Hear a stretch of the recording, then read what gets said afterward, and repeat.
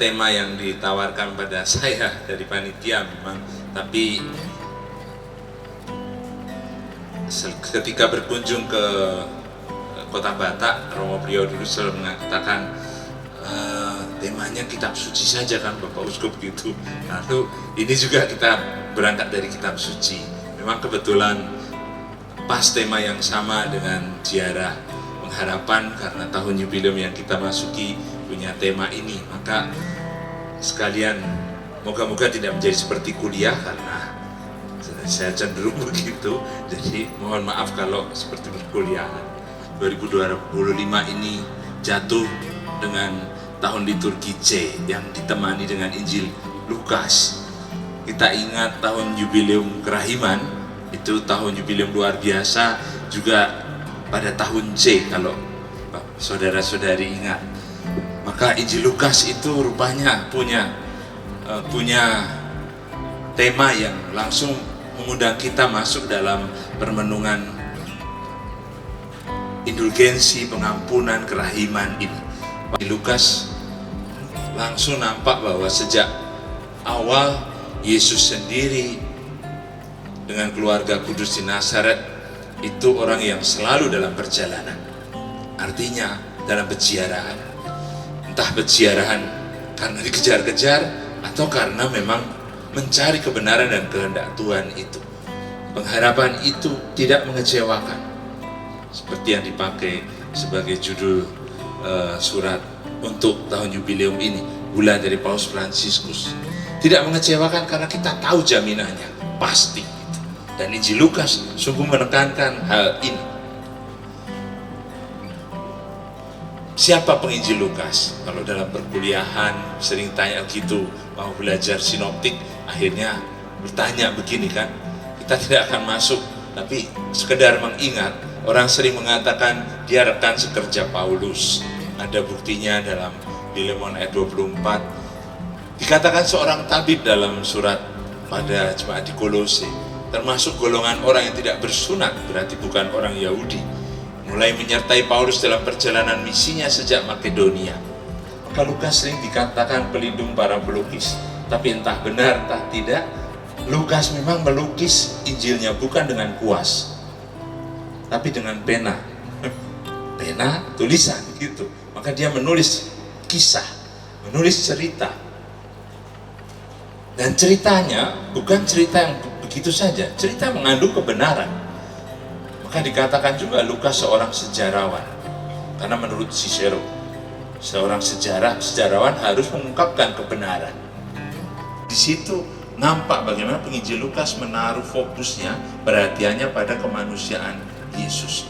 Satu pembacaan yang teliti dari karya Lukas dan kisah para Injil dan kisah menyingkapkan pada kita bahwa Kristuslah kepenuhan umat manusia dalam sejarah. Artinya pusat sejarah itu Yesus.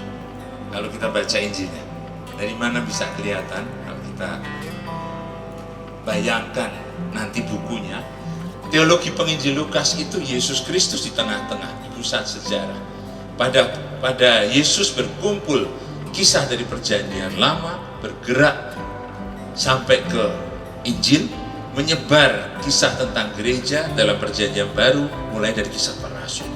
Injil dan kisah para rasul, pasangan mahakarya Lukas ini bergerak menurut pergerakan ganda.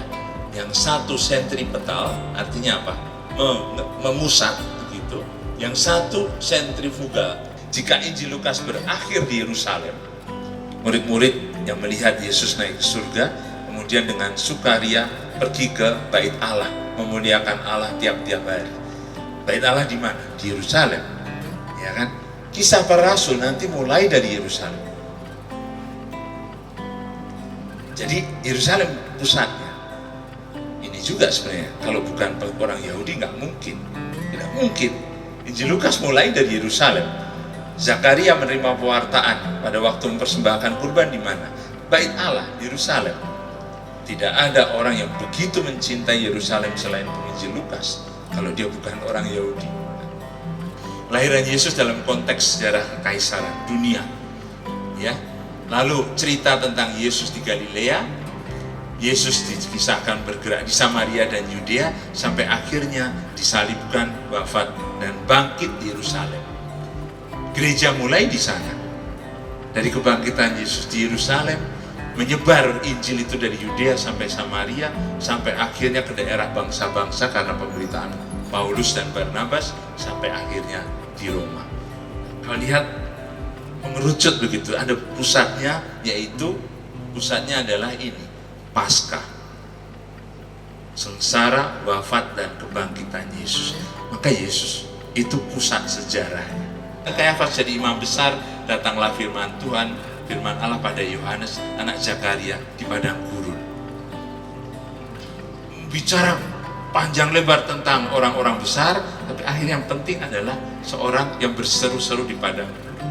Siapa yang mau dengar? Dan di situ Yesus tampil dan dibaptis oleh Yohanes.